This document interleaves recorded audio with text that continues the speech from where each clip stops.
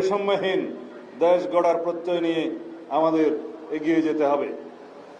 আমি শ্রদ্ধার সাথে স্মরণ করছি সেই সব বীর শহীদ পুলিশ সদস্যগণকে যারা 1971 সালে দেশ মাতৃকার মুক্তির লড়াইয়ে অকাতরে জীবন বিসর্জন করেছেন। আজকের এই রৌদ্রোজ্জ্বল সকালে 43তম বিসিএস পুলিশ ব্যাচের পাসিং আউট প্যারেডে উপস্থিত হতে পেরে আমি অত্যন্ত গর্বিত। দীর্ঘ 1 বছরের কঠোর পরিশ্রম, শৃঙ্খলা আর ত্যাগের বিনিময়ে আপনারা আজ যে কুচকাওয়াজ প্রদর্শন করেছেন তা আপনাদের অদম্য মনোবল ও পেশাদারিত্বের প্রমাণ দেয়। আমি এই ব্যাচের সকল নবীন কর্মকর্তাদের জানাই আমার আন্তরিক অভিনন্দন ও শুভকামনা। প্রিয় প্রশিক্ষণার্থীবৃন্দ, আমরা এমন এক সময়ে দাঁড়িয়ে আছি যখন দেশ এক ঐতিহাসিক পরিবর্তনের মধ্য দিয়ে যাচ্ছে। আপনারা এমন এক ব্যাচ যারা এক নতুন রাজনৈতিক ও সামাজিক বাস্তবতায় কর্মজীবনে পদার্পণ করছেন। সুতরাং আপনাদের দায়িত্ব অনেক বেশি। রাষ্ট্রের এই রূপান্তরকালে আপনাদের নিজেদেরকে উপযোগী করে তুলতে হবে। সততা, দক্ষতা ও পেশাদারিত্বের সঙ্গে দায়িত্ব পালন করতে হবে। আপনাদের আচরণ হতে হবে মানবিক ও আইনের প্রতি গভীর শ্রদ্ধাশীল।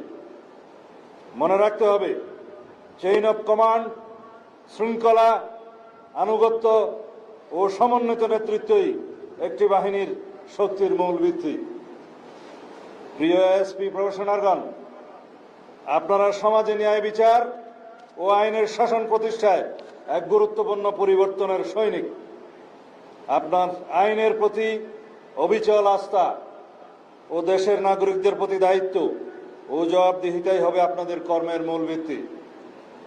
মনে রাখবেন, আইনের চোখে সবাই সমান, সেটি হোক কোনো রাজনৈতিক কর্মী বা প্রান্তিক কৃষক। বর্তমান সরকারের প্রধান অগ্রাধিকার হচ্ছে আইন শৃঙ্খলা পরিস্থিতি নিয়ন্ত্রণের মাধ্যমে জনমনে স্বস্তি প্রদান করা ও দেশে শান্তি প্রতিষ্ঠা করা। দেশে আইনের শাসন প্রতিষ্ঠায় পুলিশের ভূমিকা অগ্রগণ্য। ফ্যাসিবাদী সরকারের আমলে অন্যান্য সকল প্রতিষ্ঠানের ন্যায় পুলিশ বাহিনীও ক্ষতিগ্রস্ত হয়েছে প্রতিষ্ঠান হিসেবে।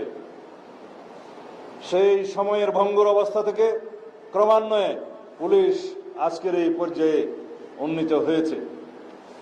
বর্তমান সরকার বিশ্বাস করে পুলিশ কোনো বিশেষ দলের বা গোষ্ঠীর লাঠিয়াল বাহিনী নয়, বরং পুলিশ হবে জনগণের কৃত্রিম বন্ধু। আমাদের নির্বাচনী ইশতেহারে আমরা দায়িত্বহীনভাবে ঘোষণা করেছি জননিরাপত্তা নিশ্চিত করা এবং পুলিশ বাহিনীকে দলীয় প্রভাবমুক্ত করে একটি আধুনিক, সেবাধর্মী ও মানবিক সংস্থায় রূপান্তর করাই আমাদের মূল লক্ষ্য। সেজন্য পুলিশ বাহিনীর মনোবল পুনঃপ্রতিষ্ঠা সহ একটি দক্ষ ও আধুনিক আইন শৃঙ্খলা রক্ষাকারী বাহিনী হিসেবে গড়ে তুলতে সরকার ইতিমধ্যে জনবল বৃদ্ধি সহ নানাবিধ উদ্যোগ গ্রহণ করেছে।